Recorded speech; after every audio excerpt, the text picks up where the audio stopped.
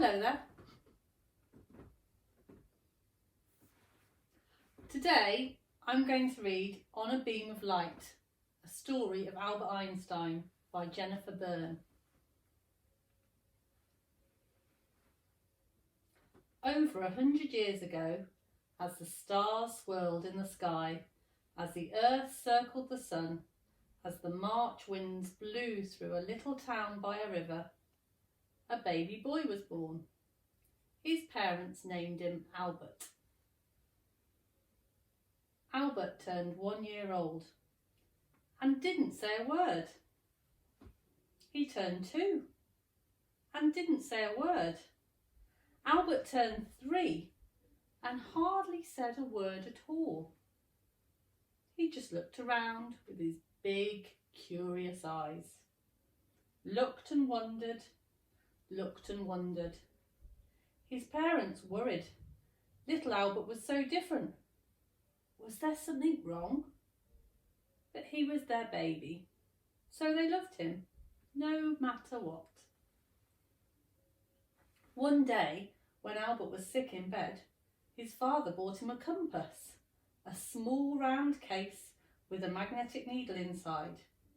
No matter which way Albert turned the compass, the needle always pointed north, as if held by an invisible hand.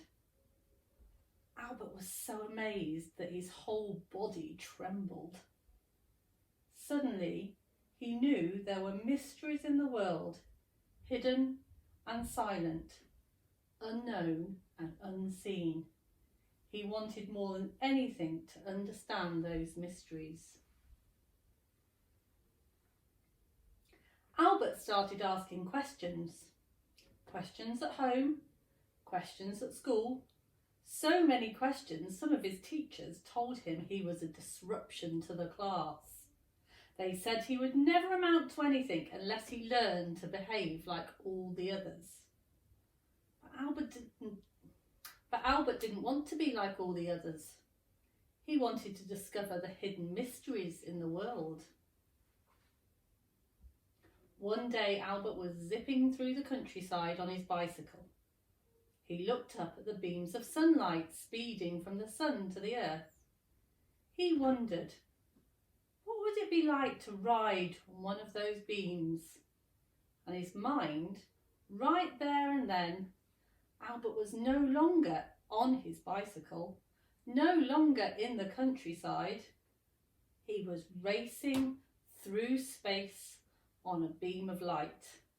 It was the biggest, most exciting thought Albert ever had, and it filled his mind with questions.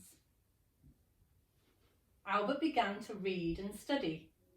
He read about light and sound, about heat and magnetism, and about gravity, the invisible force that pulls us down towards our planet and keeps the moon from floating away into outer space. He read about numbers. Albert loved numbers. They were like a secret language for figuring things out. But all that reading still didn't answer all of Albert's questions. So he kept on reading, kept on wondering, and kept on learning. When Albert graduated from college, he wanted to teach all of the subjects that he loved, all of the things that he'd read about all those years. But Albert couldn't find a job as a teacher, so he got another job. A simple, quiet job in a government office. An office where he worked with other people's ideas and inventions. He did his work very well and very, very quickly. So quickly that he had lots of extra time to think and to wonder. Albert watched a lump of sugar dissolve and disappear into his hot tea. How could this happen? He watched the smoke from a pipe swirl and disappear into the air. How could one thing disappear into another? Then he began to figure it all out. He thought about the idea that everything is made up of teeny tiny moving bits of stuff, far too tiny to see, little bits called atoms. Some people didn't believe that atoms existed, but Albert's figuring helped prove that everything in the world is made of atoms, even sugar and tea, even smoke and air, even Albert and you, even this book.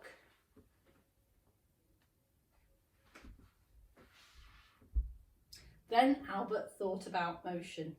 He realised that everything is always moving, moving through space, moving through time.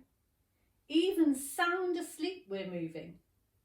As our planet circles the sun and our lives travel into the future, Albert saw time and space as no one had ever seen before. Albert wrote down his new ideas, put them into envelopes and sent them to science magazines. The magazines printed everything Albert sent. He hoped that scientists and professors would be interested, and they were very interested indeed. They asked Albert to come to work with them and teach with them. For the first time in his life, people started to say, Albert is a genius. Now Albert could spend all of his days doing what he loved, imagining, wondering, figuring and thinking. Albert thought about very, very, very big things, like the size and the shape of the entire universe. He thought about very, very, very small things, like what goes inside the atoms that everything is made of. He thought about the mysteries of forces like magnetism and gravity. He discovered whole new ways to understand how all of these things work. Everywhere Albert went, he would think and think. One of Albert's favourite places was his little sailboat. He loved to let his mind wander as the wind blew him across the water. Sometimes when Albert was having a tough time with a very tricky problem, he would put it to one side and he would play his violin. Music made Albert very happy. He said it helped him think better. Albert even chose his clothes for thinking. His favourites were his comfy old saggy baggy sweaters and shoes without socks. He said now that he was a grown-up, no one could tell him to put on his socks. He said his feet were happier without socks. In the town where he lived, he became known for wandering around deep in thought, sometimes eating an ice cream cone, always recognisable with his long wild hair, which by then had turned quite white. Everywhere Albert went, he tried to figure out the secrets of the universe, and he never forgot about the beam of light that he rode on so long ago in his imagination. Albert figured out that no person, no thing could ever zoom through space as fast as a beam of light. He figured that if he could travel near the speed of light, crazy things would happen. Only minutes would pass for Albert, while years and years went by for the rest of us. This idea was so amazing.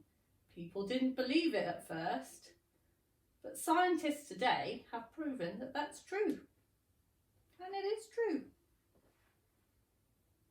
Albert thought and figured until the very last minute of the very last day of his life. He asked questions never asked before, found answers never found before, and dreamed up ideas never dreamt before.